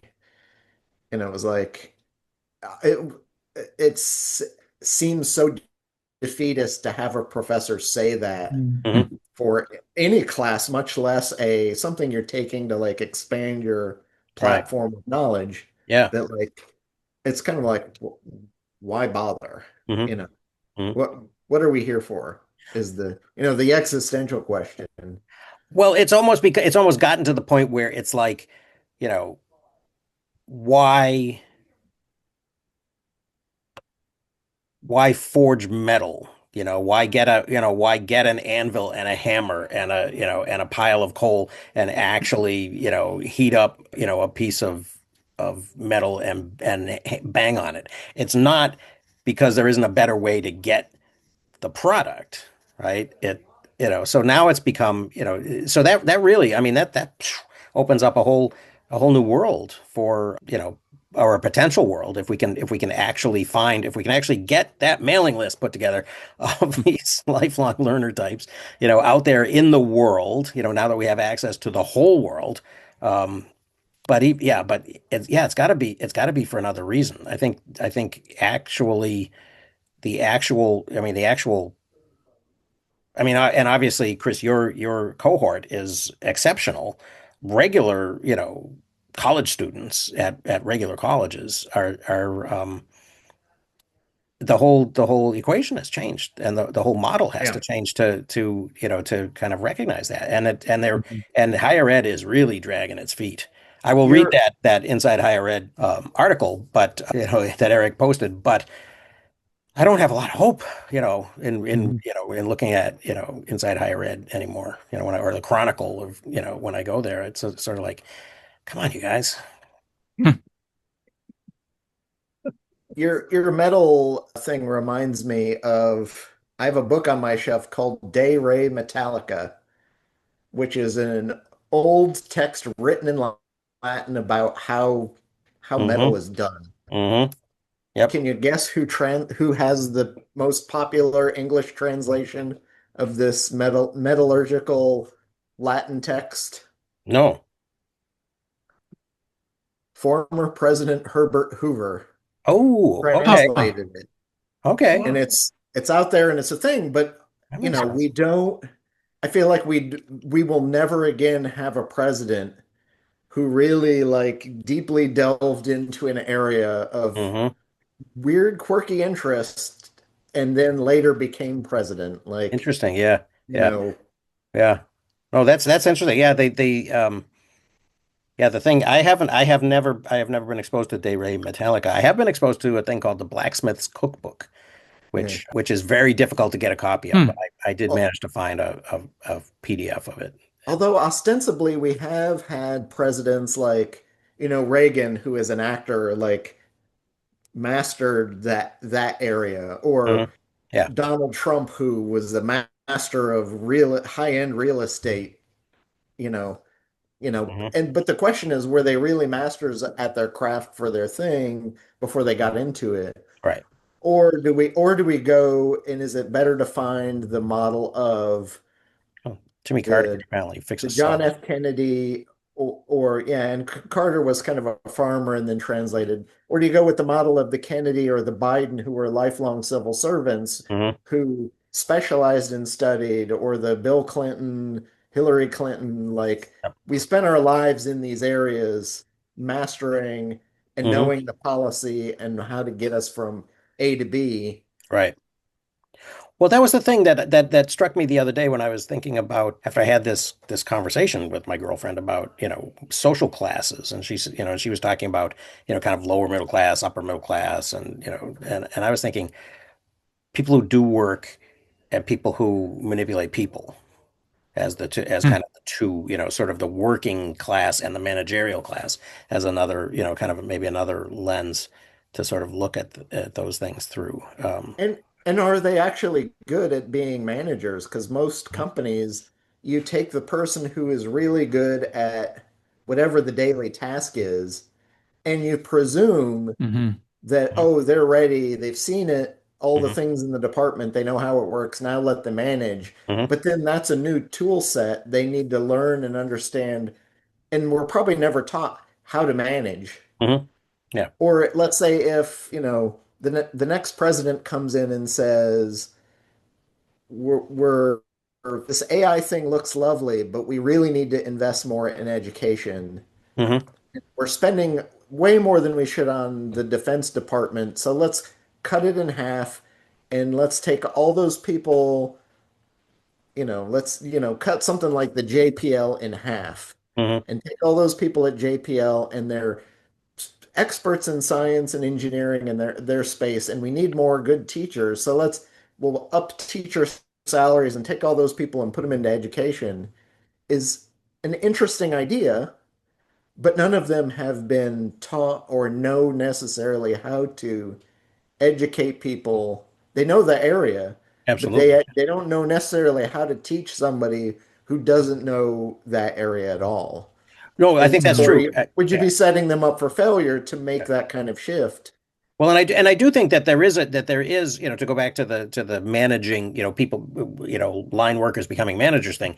I think that's a thing, and I think of the, managing people thing more in the, kind of more adjacent to, David Graeber's bullshit jobs, kind of designations, because I think there are people who actually know how to do a thing, who can organize a group of people to do a thing. But to what you're saying, Chris, also, yeah, I mean, I was never taught, anything about teaching. I mean, I was, and that was another thing that I sort of criticized UMass for was that, I was being taught as a subject matter expert with the assumption that, just osmotically through being a TA or something, I was going to pick up, ideas about the way that, that curriculum should be built and pedagogy should be done, just because it's in our blood. We're teachers. And luckily it kind of was in mine because Yeah. I had grown up in a high school teacher family, and so I had seen it my whole life and I had some ideas about how, but yeah, the rest, but my cohort was never, we never had, and it was ironic because we used to talk about that, or I used to talk about that actually with Heather. That was one of the things that she always criticized about UMass was that the only Masters of Arts in Teaching program at all wasn't at the University of Mass. It wasn't in the University of Massachusetts system. It was at Framingham State College.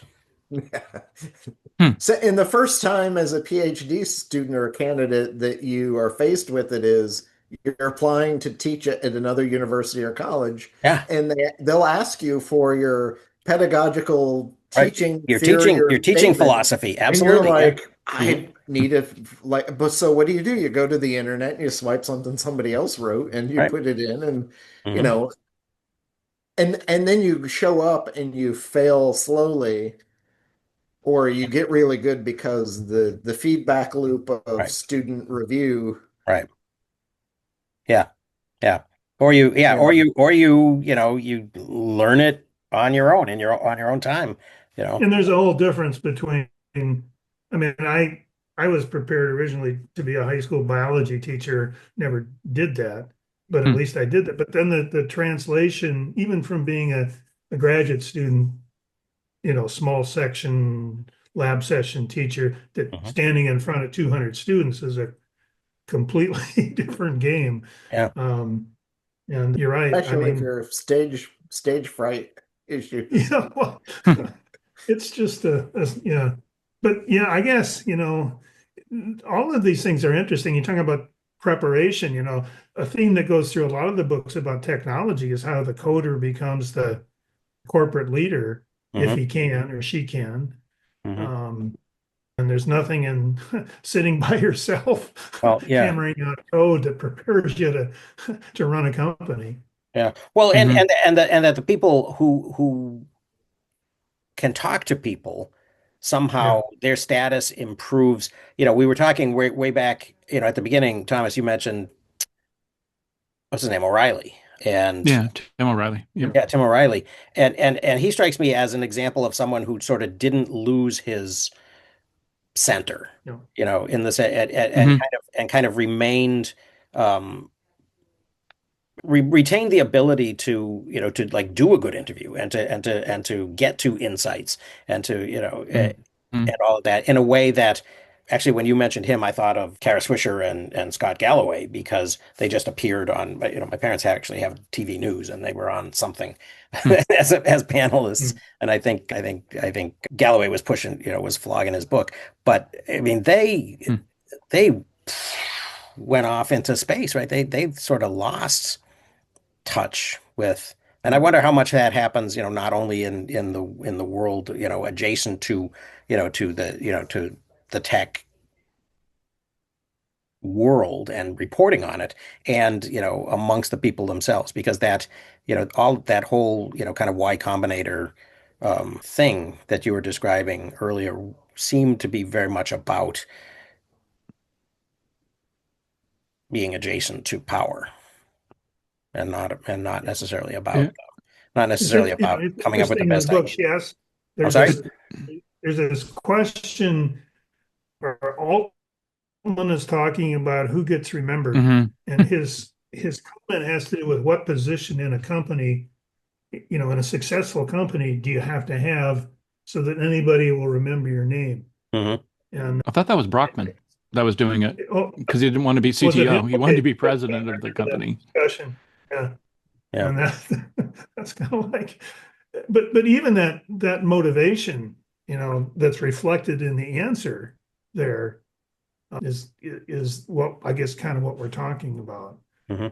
Mm. What's one of It, Terry Tao a few years back wrote an essay and I'm sure it's on archive. I'll dig it up in a minute. But he wrote an essay, "What is good mathematics?" And he had a list of like 20 things. And there is like creative mathematics to, create new areas. Mhm.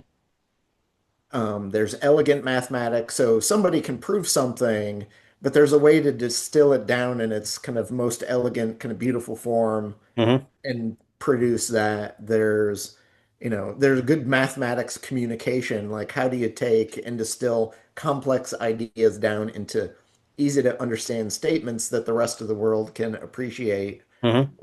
or good math teachers who can show you this process. But there's like 20 different types of good mathematics, Mhm. and almost no one is really great at any one thing. And Mhm. there are areas of math that Terence Tao is really good at, and there are areas he really sucks at. Mhm. And it's nice that in some sense, because he's so good at the theoretical and the high-end theory stuff, he's been forced to become better at the communication piece. Because if no one can understand the really complicated stuff he's doing, the next two generations of mathematicians are still going to be scratching their heads over what was it he was doing, Mhm. and why was it important. Mhm. But that type of thing applies to all areas, which is why you need some diversity in whatever your space is, because no single person is going to be good at all of them. Mhm. Otherwise, if that was the case, you would only need Sam Altman, and that's all of OpenAI. There could be only But one. he's not Yeah. good at all those other pieces. He's good His at selling the story and bringing in the funding Mhm. yeah. and presumably making himself rich in the process. Yeah, well, and It, it also seems like part of it maybe has to do, both in the reporting of it and the doing of it has to do with kind of how much you actually care for the truth or Yeah. the thing itself rather than your own hearing yourself talk and hearing your own hot take on it, mhm. which I think applies, certainly applied to, Kara and Scott, but probably also applies to Sam and probably also applied to, really to Elon because the whole I like the whole the whole effort at at sort of rejuvenating the American space industry and all of that and getting out into space and all of those things, but you know he's convinced himself that people can live on Mars, which is, as far as I can tell, really incorrect. Well, we Mhm. we we continually fool ourselves with the big man theory of history, Hmm. that it's the singular genius. Yeah, It's the Thomas Um, Edison who creates the light bulb that's all Walter by Isaacson's himself book. with no help. He didn't have 40 people at his company who were working on these problems and helping to support him, or even, a wife or a family who's at home doing all the other things so Hmm. he can eat and sleep and Right, have clean clothes. right. We ignore all of the work that Hmm. goes in, and most people cannot name the actual original founders of Tesla, Hmm. because from a marketing yeah. perspective, Elon Musk is now so inextricably linked to that company. Right. Yeah. But Elon did not create this thing. He created the story of the company, but Hmm. he did not really create that company. Yeah. Hmm. Yeah. Yeah. He hasn't And we created any don't. company.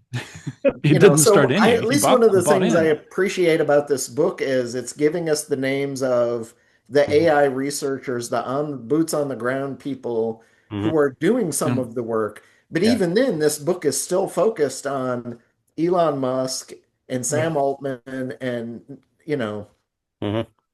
but I Yeah. would think it would be interesting to have the more pointed interviews with the researchers who were doing the work, Hmm. and what did they think they were working towards, Yeah. Yeah. you know, Well, versus it's what they're also, yeah. Yeah. actually working It, towards. Yeah. I think that's why Altman got booted because he had so many stories he was telling internally and Mm. nothing, because the whole company, like it was small projects and small teams, and they really were not allowed to talk to each other. Mm. And when they started comparing notes, they're just like, "Wait, you've heard what? You've heard what?" Mm. And the board started realizing that he was telling 4 or 5 completely contradictory stories Wow. to everybody. Well, but And they're worse just like, though, worse though which is is he it? is booted out, and everybody is so concerned about how is the company going to survive rather than surviving on the groups of all of us to Right. Yep. do this thing. We're also worried about our $250,000 Right. jobs Right. that we are worried that without him, somehow this does not continue to be an ongoing concern. And Right. suddenly we're Well, all and out their looking equity, right? Because they were converting. and equity Yep. at the point where they actually would have had equity because the original company, there was no equity structure Yep. at all. Right. So it's kind of like, and they don't think about, okay, yes, I could go work for Google or I could go work for Microsoft or one of these other FANG companies or Hmm. the US government. And Yeah. part of the story they're selling is we're here for the good, Hmm. whereas all these other companies don't focus on it. So Well, and it's the same paradigm as the person I want to go into geography and environmental engineering as a career because I want to help save the planet. Mhm. But the problem is when I get out of school, the only people offering jobs are Chevron, Exxon, Mobil, BP. Yep. I can't save the world, but I need to support myself. I need to pay back my loans. I need Mhm. to raise a family and have a house and do the things. Mhm. You know, where are the Sam Altmans for the actual good? Well, and it did strike me that that was very ironic that that all of the talk, I mean, and I think she did a good job of describing that moment of initial panic when Sam is fired in the introduction, right? And Yep. people, and I was surprised at the degree to which people were thinking about their jobs and their Mhm. money and their, and their, their potential equity, as these shares actually become available and they can start converting them and stuff. Yeah. Well, Microsoft kind of fed that, as I understand, in that they Mhm. were going to hire Altman and anybody who would come with him. Mhm. Yep. Yeah. And it's like, well, they're going to just gut the Well, whole. that's But yet then they would just be employees of Microsoft, and that's not at all what they want. Mhm. but the subtle psychological piece, though, it's not even just the support and I want to keep my job and my income and whatever potential future profits. Sam has been selling them individually on the stories of I'm here for you Mhm.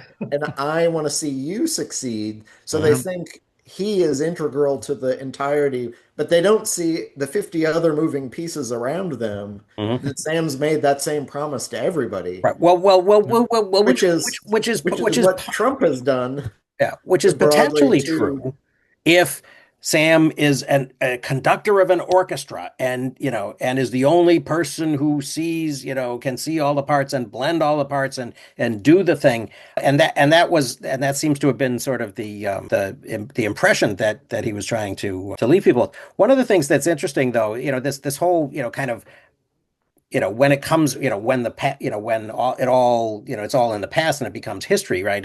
What do we focus on, right? This week I've already started while I'm here, and I'll probably record it in this room, do my last lecture for my ancient and medieval history course Hmm. this semester, and it will be so. Last week we had really the plague was the major event.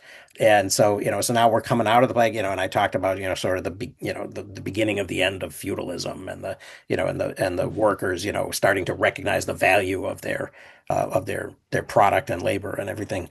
And now I'm gonna go from about 1350 to about 1450 with a couple of dips a little bit closer to 1490, and so, but one of the things, and the reason I bring this up is one of the things rather I used to talk about Gutenberg, right? And I used to talk about, okay, so we have 1453, the Ottomans take over Constantinople, and I mentioned Walter Isaacson earlier, right? I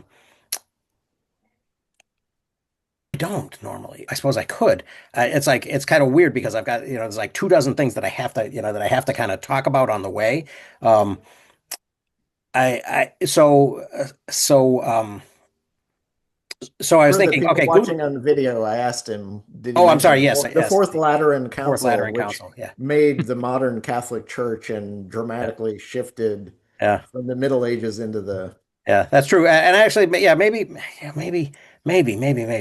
can wave to it on as I race by and it, and also which is heavily what I do a lot of ensconced, the time. an anti-Jewish, Yeah, like yeah, really yes. put it Well, into words and action. right. Well, I am going to talk about I am going to talk about sort of the end of the Reconquista and the and the end of the Emirate of Granada and and the beginning and the expulsion of the Jews from Iberia and the beginning of the Inquisition. So maybe I can I can fit it in there. But one of the things that I used to do a lot was I used to talk about sort of the kind of the story that Walter Isaacson tells at the beginning of the Da Vinci biography, where he says, all of these texts and all of these scholars, kind of run away when although the Muslims invited them to stay, they were all afraid and they ran into the Mediterranean world and brought this learning with them and all of that. And so the Renaissance gets kind of kickstarted. But I would usually talk about Gutenberg, and I will. But before I talk about Gutenberg, and this is credit to you guys, I'm going to talk about Zibaldone. And And I'm going to talk Pacioli. And I'm going to talk about, well, and partially because it's like a good Italian word that I can introduce the students to, but also because that idea that blew my mind, right? That people were actually, excerpting these things and writing them down. And so they didn't, so it didn't have to wait for print books to be available cheaply, right? For them to be exposed to, some of these classic ideas, either from classical antiquity or, from new stuff that was coming out. And that strikes me as, I guess in the context of this, that this, yeah, how much of this story are we missing because we're not kind of seeing those smaller, the smaller contributions from Mhm. people who, weren't Altman or Reid Hoffman or, whoever. Well, it's one of the things when I think about modern day speechwriters, some of whom have probably read some classics, but and rather than excerpting their own stuff into their own commonplace book and then using it later, which to some extent Ronald Reagan did, and he collected quotes and he Mhm, used them and he would pull them out to insert into speeches mhm. that Peggy Noonan, hey Peggy, come on over and here's three index cards, Right. Let's put this put these together into in something. Yeah. and then give them back and then he'd refile them. You have that aggregation and excerpting practice, and then ultimately you end up with Bartlett's quotations, Hmm. which now, when I was growing up, teachers would say, "Oh, hey, here's a resource you can go and look up the thing, the topic you want, and then pull something useful," without knowing any of the context of where it came from or what it really meant. Yep. But you can reuse it to like create a new meaning for yourself now that may have nothing to do with the original context. Right. And those things become so divorced. And and now that I have a dramatically different practice, I'm usually only going to quote sources that I found myself and wrote down. Hmm. Or if I see some interesting quote, I think last week, or maybe 2 weeks ago, somebody mentioned Eisenhower's quote about, no plan survives first contact with the enemy. Hmm. And I'm like, yeah, that's a great quote, and I could see lots of places to use it, but where did it really come from? What context was it used in? Hmm.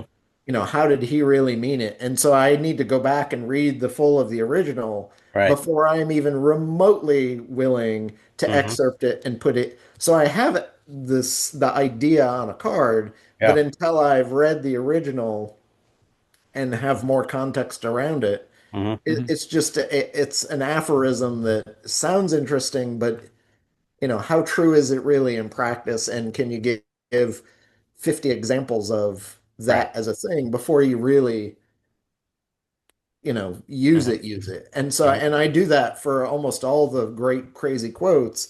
I spend a lot of time delving into originals or Hmm. who had, so one of my favorite websites is the quote investigator Hmm.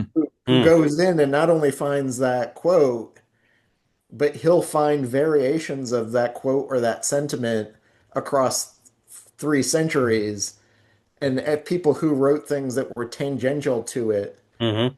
you know, Yeah. What kind of conversation it was in. Yeah. and Mm. or how did it slowly evolve from one thing to the next, or if Right. there was it's usually attributed to McLuhan. There's a thing like, the tool makes the person essentially Yeah. is Mhm. this the sentiment, but it turns out he never said it. One of his friends said it, and it became popular. But I found variations of it, going back to Walden. Right. It's Yeah. Mhm. like, oh no, here's the same thing written next to Walden Pond that Thoreau wrote, and I'm Hmm. sure Thoreau probably got it somewhere else. Oh, But absolutely. Sure. each generation picks up the prior generation's quote Yeah. and reinterprets it for themselves, and Right. they're all saying the same thing, but Right. Well, it you was know, and that's it's funny, but I was talking about my parents about Jimmy Carr, and I said, and I was sort of saying, well, it's all penis jokes on one side, but on the other side, it's because my brother-in-law said, yeah, I'm not crazy about the penis jokes, but the Stoic philosophy on the other side, when he's actually being a person, is kind of interesting, and I said something about that whole idea of figure out what you really like to do and can do, and then really lean into that. And my dad said, Pindar. He said, that's Pindar. I'm like, okay, perfect. That's why I need to actually read the great books instead of just knowing about them. well, and Mm. that's the thing though, is what Jimmy Carr really is doing at the end of the day, or what I see him doing is he is, taking things like Stoic philosophy and making them accessible to Oh yeah. Harry and Mary Beercan, who Hmm. show up for, Hmm. the penis jokes and And the the heckle, responding to the hecklers and all that the stuff. heckling, or Yeah. the promise of the career-ending joke that Jimmy Carr says. Right. Yep. But what's weird is the fact that we really need somebody like a Jimmy Carr who can, as a teacher, an educator, and a communicator, which no one would brand him as, but maybe us. Yeah. No, he's the non-PC joke telling Hmm. guy is what everybody thinks of him as. Right. But it also helps his story that he shows up in the three-piece Savile Row suit. Hmm. The only thing he's missing is the mortarboard and the tassel Right. and the Yeah. robe, Right. and really he's doing something else. Yes. Yeah. But Well, we it's funny but we don't because give him credit for that, and we yeah. wouldn't pay him for that Yeah. because that's not valuable. Right. Well, the other funny thing So, about him is, yeah, in addition to that he's always dressed, and he says that's my show of respect to you, the audience, is that you can't read. I can't. Sometimes I'll look at a clip, a YouTube clip of Jimmy Carr, and it's like, okay, is this Jimmy Carr from last week, or is this Jimmy Carr from 25 years ago? Because he looks the same. Yeah. is that a lot of surgery? Yeah, he really has. Apparently, he's the poster child for men's cosmetic surgery. Yeah. Yep. Yeah. There's a like long tradition of like British comedy and so forth that is part educational and sort of using comedy to educate, and sort of the show QI Mhm. like leaned into that really heavily. Monty Python too. Yeah, and like QI, the show Quite Interesting, which initially was hosted by Stephen Fry, Hmm. essentially it's four panelists and a host, and they put a question out, and the commonly known answer is wrong, Hmm. and then they walk through what the right answers are, Hmm. and it is really good. And then they call the researchers QI elves, and they now have their own podcast, No Such Thing as a Fish, Oh, cool. which has been entertaining And and QI stands for quote investigator, right? quite quite interesting. But it's and QI also had, so it was started by John Lloyd, Stephen Fry. I can't remember who the third was, but in Oxford they had a QI bookstore, Hmm. a club, a restaurant, and the bookstore was insane because there was one copy of each book, and the bookstore was round, and each book led to the next one. So it was fiction, Ooh. nonfiction, and it's like you'd have Moby Dick next to, you know, uh, marine biology on whales, and Wow. So I was like, massive when I'd job of go, curation. yeah. And when they'd go in, I'm like, I want to buy this book, but if I buy this book, I feel like I'm breaking the store. And they're like, Yeah. we'd have that problem, Yep. but don't worry that we have a warehouse that's like, half Mhm. a mile down the road, and we will replace that book within Replenish. Yeah. 45 minutes. Wow. But it was really wild. And I met one of the guys who had helped fund that in the private club. Hmm. Um, it was really interesting, and he knew all the characters behind QI, but Wow. all the Oxford stuff is gone. It's just the show that's still there. Interesting. Um, That's the type of thing where you would hope that they would have kept their list, and you yep. could make a whole Syntopicon out of that. Yeah, I have tried actually to find that, and I know people who they know someone who has built that list and had maintained it, Hmm. but I just have not been able to get to it. And Yeah. I still have a couple pictures and have like saved portions of the QI website from Wow. history Wow. where they talk about each one of the things, and a couple That of is Guardian that is articles I've very cool. got I saved. had never heard of that, but that's brilliant. Yeah. Yeah. Yeah. And what a I mean that is up there with the there's a book that I had once of about London, sort of about walks through London, where Hmm. you would they would give you a path and they would tell you about all of the things that you would see along the way. Yeah. And that just seems to be like one of those things, like, you Yeah. know, the Fleet River or Yeah. or the Walberg or something that you want to know that had it actually existed. Yeah. Yeah. Cool. Yeah. It was very cool, Hmm. and stumbled into it through. There was a guy who had a blog. He taught at a school in just outside of Oxford, and was teaching technology and also was sort of their IT person. Mm. And he was a huge fan of tagging and bookmarking systems. Hmm. And he and I used to comment back and forth, and then we had people's blogs who we would comment on in common. And I got a call from a New York Times journalist that said, "Hey, we've heard this story about you and David Smith, and that you Mm. guys are friends and found each other and started communicating because you were tagging similar things." I'm like, "Yeah, that's the case." And so they're like, "We'd really like to do an article on you too." Mm. And because he was in England, so I'm like, "Okay, that's fine." Um, and You they'd should sent say out, only if you fly us to the same place. Right. We yeah, have to Do meet in us person. together. Must meet in person. yep, yeah. I still have a copy of the print article, but I had picked up when the article came out because they'd sent somebody to go take a picture of him, take a picture of me, put both pictures in the article, and I was going to England to speak in London. I'm like, I want to go back to Oxford and go see the program offices that I was in and Mhm. see what's going on there and see if any of the old tutors are around and so forth and talk to them. And realized that David was just about 45 minutes outside of Oxford. I'm like, hey, let's meet up in Oxford. And I have a copy of the New York Times for Mm. you, the full copy with all the ads and everything. Um, and so met him, gave him that, and we started talking about QI. And he's like, I know one of the guys who had helped fund QI. Wow. And that's how I ended up going and getting he's like, yeah, he'll take you to the private club. Wow. That's above the restaurant and the bookstore. And the private club also had like rooms you could, like hotel room sort of things as well. And so people from out of town could go and stay there. Mm. But you had to give your phone over and your computers, no technology in the club. It Wow. was just like, how am I going to take any notes? Yeah, right. Um, Oh, thanks for the article, Chris. oh, cool. Yeah. On Yeah. coming back to something you had mentioned, just sort of the small pieces sort of falling out. I've been like going through what we were reading.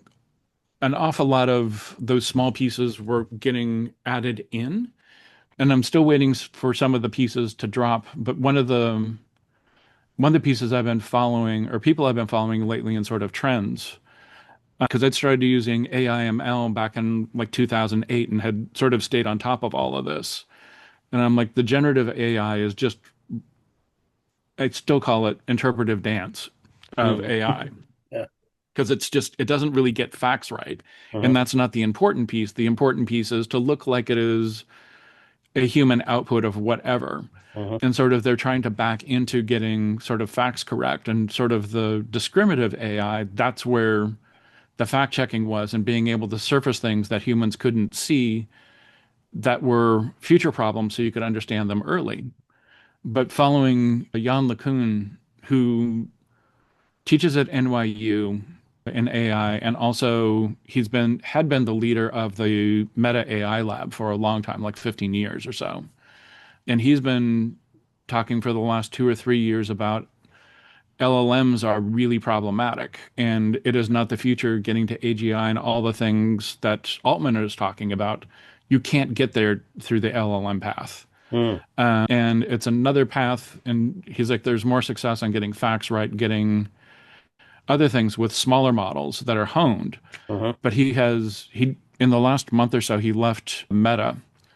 And he's now trying to get a startup going that is focusing on sort of the next piece. And he's like, it's going to be about 3 to 5 years. But he's just like, it's more energy efficient to go this other route. Facts are actually knowable. And so it's been kind of interesting. And he publishes out his class decks, and quite often he'll um, put some of the presentations that he does and sort of his future thinking out on YouTube. And it's just like, he's like, anybody can have at it. He's like, we've got to get this sorted out. But he's like, the path we're on is not going to do things well. Cool. It is going to be really problematic. Yeah. One of the notes I've made in the margins more than once in this is the idea of cultural anthropology Mm. and the question of, is this culture more valuable than this culture? Mhm. Which I think the majority of reasoned anthropologists today would say you can't equate the two, you can't value the two, because you probably grew up in a third culture and you think your culture is better than both of the other two, which I think is one of the failings that the Elon Musks of the world fall into. Is my way of seeing the world is the best way and Mhm. yours sucks. Mhm. But he can't ever back it up for why. Mhm. And he comes from a South African culture that is dramatically different than the one most of us grew up in. So we kind of see him as a weirdo for that reason, not to mention the neurodivergence that's at play there. Um, but if there is an AI and it's only trained based on one dominant culture, it's only ever going to come up with one solution, and especially when you just throw junk at it. Mhm. Mm-hmm. So you'll have, the more junk you throw into the chat GPT, yes, it'll sound human because it's got all the crap that humans do, but Mhm. even if you have, you know, concrete facts, the question remains from the Kurt Gödel perspective is the system closed enough that you're going to always create a logical outcome? Mhm. Right. And those unknowable things throw massive wrenches into the ultimate Mhm. question you're Mhm. trying to Well, ask. and not only a logical outcome, but something that's useful and valuable, which Yeah. may not actually end up being the same thing. Um, okay, so we got to Girdle. We didn't really get all the way to Rick and Morty, but we're out of time. That Rick and Morty story Yep. was pretty good. I did put a Yep. little star next to it. Okay, so for our next meeting, I guess Eric can, maybe I'll just I'll put it in the He'll watch the last, we always talk about it in the last minute. So right. He'll watch the last minute. Yeah, we can try. So we're just doing it. We'll do another section. Yep. Okay. Sounds good. All right. Cool. And then we can circle back around to Rick and Morty. Yes, we can, because we need to backfill a little bit of Well, this. and now I spent a minute, but I didn't have time this week. I kind of wanted to watch that actual episode because I think I saw it way back in the day, but it's been a Yeah. minute. Yeah, I'm woefully out of date with Rick and Morty. So yeah, at some point I need to make an But the investment. fact that while they're doing the startup crush, that someone's spending time watching Rick and Morty enough to say, "Hey, let's name this company Yeah. after a Rick and Morty episode." Like, Yeah. how much of a crush are they really under? Yeah. Yeah. True. All right. Well, have a good week. Enjoy. See you soon.